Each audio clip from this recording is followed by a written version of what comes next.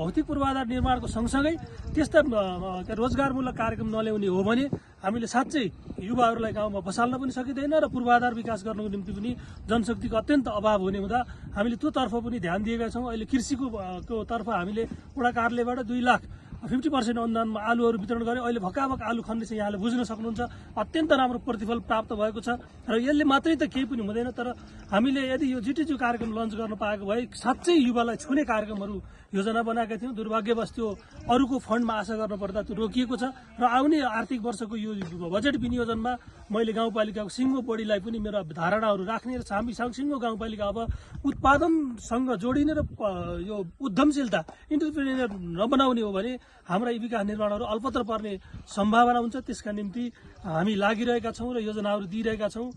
यसका निम्ति मान्छे निस्वार्थ भएर सेवामा सबैजना लागियो भने देश विकास गर्न त्यति गाह्रो छैन, सजिलै छ। यद्यपि हाम्रा स्रोत साधनहरू कम छन्, स्रोत साधनहरू सीमित छन्, तर पनि ती स्रोत साधनहरूलाई उच्चतम प्रयोग गर्नको निम्ति म एक्लै एकजना लागेर सिङ्गो वडाको विकास हुने होइन, एकजना व्यक्तिले हामीले दिने भनेको नेतृत्वले मार्गदर्शन हो। त्यसका निम्ति सबै हामी जुटियो र सबै अपनत्व फिल गर्ने कार्यक्रमहरू लियो भने साँच्चै गाउँमै रोजगार केही गर्न सकिन्छ, रोजगार सिर्जना गर्न सकिन्छ, उद्यमी बन्न सकिन्छ।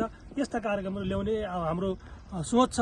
साना साना कार्यक्रमहरू लिएका छौँ, तर यद्यपि यसतर्फ चाहिँ ओडाले मात्रै गरेर सम्भावना देखिँदैन। सङ्घीय सरकार, प्रदेश सरकारले पनि यो तहको एउटा कार्यक्रमहरू लन्च गर्नुपर्ने मैले देख्छु। र अर्को कुरा यो के छ भने स्रोत साह्रै कम पनि होइन, स्रोत जति पनि आउँछ, तर यो सङ्घ र प्रदेश सरकारप्रति मेरो एउटा जनप्रतिनिधि हिसाबले गुनासो के छ भने आवश्यकतामा आधारित योजनाहरू माथिबाट विनियोजित नहुँदा र एउटा व्यक्ति अथवा एउटा व्यक्तिको प्रभावमा परेर जहाँ पाए त्यो योजना हाल्दाखेरि पनि पहुँचको भरमा योजनाहरू हाल्ने होइन, पहुँचको भरमा योजना हाल्दा पनि त्यसको प्रतिफल चाहिँ नकारात्मक आउने खालको नगरिकन कसैले भनेका आधारमा योजना हाल्दा पनि साँच्चै राज्यको जहाँ सदुपयोग हुनुपर्ने जति आउटपुट प्राप्त हुनुपर्ने त्यसले प्राप्त गर्न सकिरहेको छैन। योतर्फ सिङ्गो स्थानीय तहदेखि वडा तहदेखि उपभोक्तादेखि लिएर केन्द्र तहसम्मका जनप्रतिनिधिहरू, खास गरी जनप्रतिनिधि, कर्मचारी साथीहरू, पत्रकार तपाईँहरू जस्तो चौथो अङ्ग लगायत सबैले यो विषयमा दबाब दिने, यो विषयमा सबैलाई सोच्न बाध्य बनाउने भने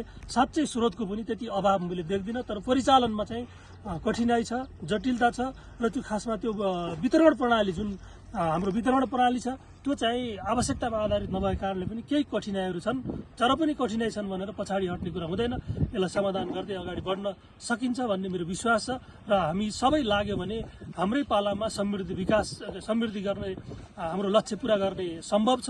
यसका निम्ति सबै लागौँ, सबै जुटौँ। आफ्नो ठाउँमा जहाँ जति छ इमान्दारिता छ, जसको जे पेसा छ त्यहाँ आफै इमान्दार हुने हो भने कसैले कसैलाई भन्न नपर्ने त्यो सभ्य समाजको निर्माण गर्न सक्यो भने साँच्चै हामीले सपना देखेको नयाँ नेपाल बनाउन सकिन्छ भन्नेमा म चाहिँ 100% विश्वस्त छु। हस्त, धन्यवाद, नमस्कार।